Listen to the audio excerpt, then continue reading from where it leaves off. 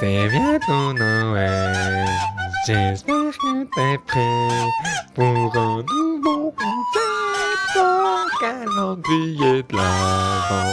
On va bien se marrer, on va bien s'amuser, on va surtout rigoler et bien se marrer. Jingle bell, c'est bientôt Noël. Je fais de l'impro, je sais pas ce que je dis, mais je sens que c'est légendaire. Oh, jingle bells, je suis en roue libre. Ça va être fun et rigolant, nouveau générique. Eh bien, salut à toi Daknote, ici Machikouli pour une nouvelle vidéo. J'espère que tu vas bien, j'espère que tout se passe bien dans tes lectures. Aujourd'hui, on se retrouve pour la 7e vidéo du calendrier de l'Avent et je vais te parler de la BD Eurydice. Alors, Eurydice, de quoi ça parle? C'est l'histoire, c'est une réécriture du mythe d'Orphée et d'Eurydice. Donc Orphée, c'est un héros mythologique grec qui est fou amoureux de Eurydice, sa femme. Malheureusement, cette dernière va mourir et Orphée est dévasté de chagrin. Genre vraiment, il est très très triste. Du coup, il va en enfer. Il dit vas-y nique ta mère, je vais en enfer. Il voit Hadès et Perséphone, donc Hadès le dieu des enfers et Perséphone sa femme. Il leur raconte son histoire.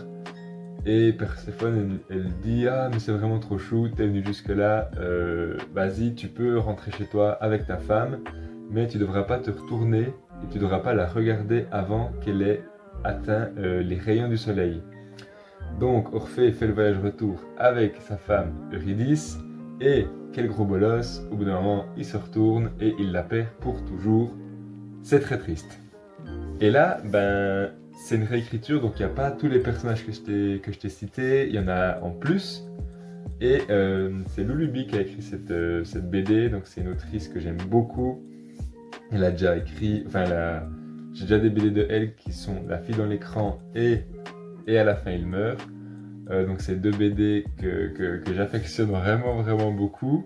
Et j'ai envie un peu d'avoir toute la collection de Lulubi, donc c'est pour ça que j'ai acheté Eurydice, parce que en plus, depuis ma lecture du Chant d'Achille, je suis un peu dans une phase mythologie grecque, donc voilà, c'est pour ça que j'ai acheté cette BD.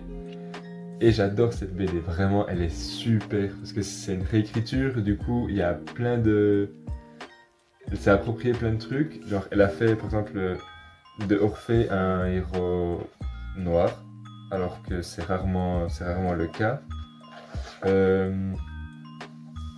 Il y a des personnes, il y a tous les genres de personnes qui sont représentées, genre il y a les danseuses et elles sont en surpoids ou enfin des trucs comme ça, alors que normalement les danseuses c'est tout le temps elles sont fines, machin, elles sont trop belles. Là c'est des femmes qui ont un vécu, qui ont un background, qui ont des formes et je trouve hyper bien les représentations qu'il y a. Et surtout à la fin, ben, petit spoiler.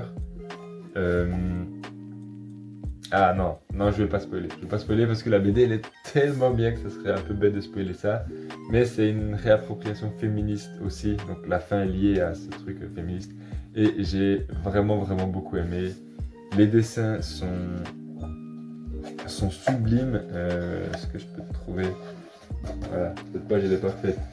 Les dessins elles sont sublimes, tu vois là, la ville, machin et tout. Et en fait, Orphée c'est un chanteur. Et à chaque fois qu'il chante, c'est pas des paroles, c'est des petits dessins. Donc comme tu peux le voir ici, il chante, puis autour des gardes, il y a des petits enfants.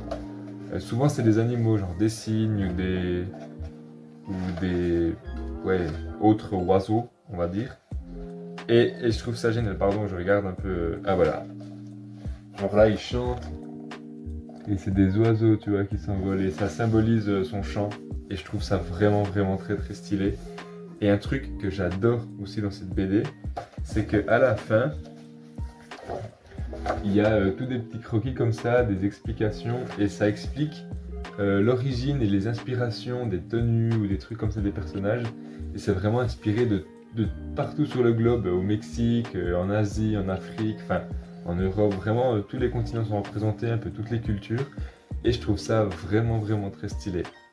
Donc un gros coup de cœur, c'est pas non plus... il va pas être dans mon top 5, mais j'ai vraiment kiffé cette BD.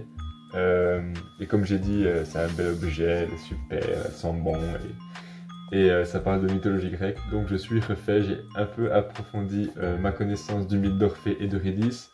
Et dedans, il y a aussi le mythe de Pygmalion et Galatée. Galatée, ça te dit peut-être quelque chose parce que c'est une chanson de Nekfeu, je sais pas si tu sais. Donc voilà, elle a un peu mélangé deux mythes et c'est très intéressant. Donc je me suis renseigné sur tous ces mythes et j'adore la mythologie grecque. Voilà, j'espère que la vidéo t'a plu. N'hésite pas à me donner ton avis en commentaire, à me dire si tu connaissais déjà un peu Orphée ou pas du tout. Orphée et Eurydice, hein, bien évidemment. À me lâcher un petit pouce bleu. Et quant à moi, j'ai plus qu'à te souhaiter une bonne journée et je te dis à demain pour une nouvelle vidéo. Allez, double ciao!